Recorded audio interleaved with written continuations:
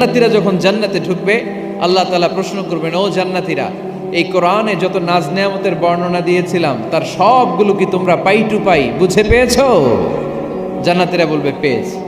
হঠাৎ এক জান্নাতি হাত তুলে বলবে, আল্লাহ একটা জিনিস তো পাই নাই। সবাই বলে পাইছি, তুমি পাও নাই। কি পাও নাই? কয় আমনেরই তো পাই নাই। সব দেখলাম, সব খাইলাম, সব দেখলাম, কিন্তু আপনারে তো দেখলাম না। আল্লাহ তাআলা তখন বিশাল জান্নাতের এক কনফারেন্স রুমে সবাইকে বসিয়ে আল্লাহর দিদার মানুষকে দেখাবেন। আল্লাহ তাআলা তার গোপন সৌন্দর্যকে সেদিন জান্নাতীদের সামনে প্রকাশ করে দিবেন। আল্লাহর হাবিব বসবেন ওই কনফারেন্স রুমে সবার সামনে। আল্লাহর হাবিবের পেছনে বসবে অন্যান্য নবীরা। ওই জান্নাতের কনফারেন্স রুমে আমরাও যেন বসার জায়গায় পাই, আল্লাহ তুমি তৌফিক দিয়ে দিও।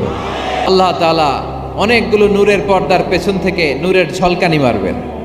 আল্লাহ তাআলা সৌন্দর্যের বা নূরের ঝলকানির এক আলোকচ্ছটা জান্নাতীদের সামনে তুলে ধরবেন এক মুহূর্তের জন্য। কয় মুহূর্ত?